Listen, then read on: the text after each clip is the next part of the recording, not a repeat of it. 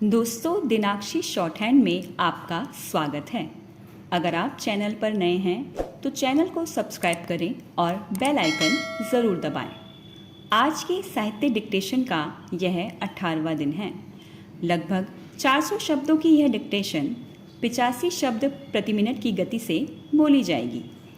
अगर आपको इस डिक्टेशन की एडवांस आउटलाइंस और वाक्यांश की आवश्यकता है तो आप हमारा पेड बैच ज्वाइन कर सकते हैं।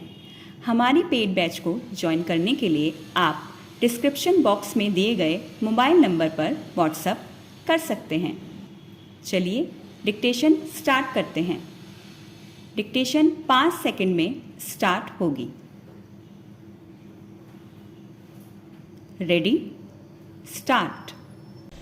दुनिया के अधिकांश देश नव जागरण से गुजरे हैं। इटली में सबसे पहले नव जागरण 17वीं शताब्दी में शुरू हुआ। यूरोप में इसे रेनेसा कहा गया। रेनेसा को नव जागरण का अनुवाद मानते हैं। इसे पुनर्जागरण भी कहते हैं।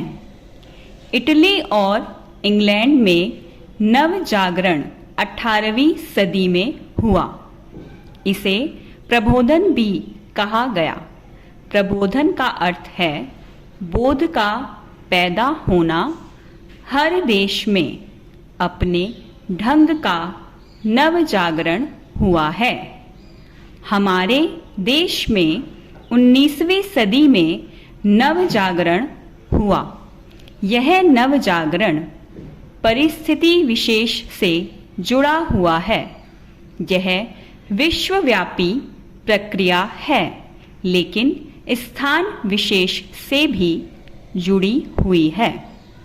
नव जागरण हर जगह अलग अलग रास्ता लिए हुए है।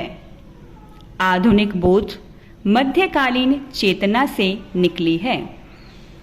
हर नई चीज आधुनिक नहीं होती। जो कुछ खास शर्तों को पूरा करे वही आधुनिक है।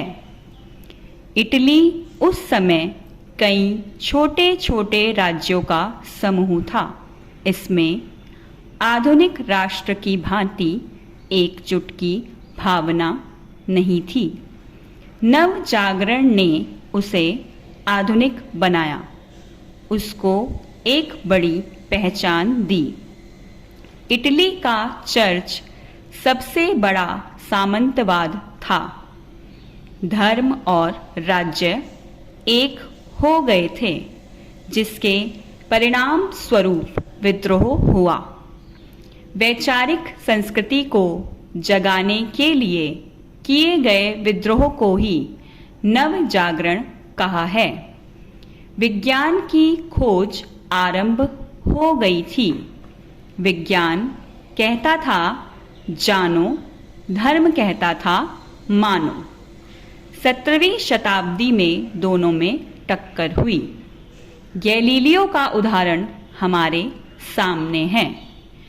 इसके अनुसार पृथ्वी घूमती है, जबकि शास्त्रों के अनुसार सूर्य घूमता है। बरूनों को जिंदा जला दिया गया। इस 1000 वर्ष के समय को अंधकार युग कहा जाता है। नव जागरण की शुरुआत यहीं से हुई। उसके अनुसार वंशानुगत शासन प्रणाली खत्म होनी चाहिए। फ्रांसीसी क्रांति ने सब कुछ हिला दिया। बराबरी का सिद्धांत सामने आया। यह भी नव जागरण का एक हिस्सा है। फिर नव जागरण चित्रकारी और दर्शन से भी जुड़ गया। इसके बाद नव जागरण फ्रांस पहुंचा। यह आधुनिक क्रांति थी। इस क्रांति ने सारे विश्व में जनतंत्र का डंका बजा दिया। इससे यह सिद्धांत सामने आया कि मनुष्य आज़ाद पैदा हुआ है और समाज ने उसे बंधनों में जकड़ दिया है।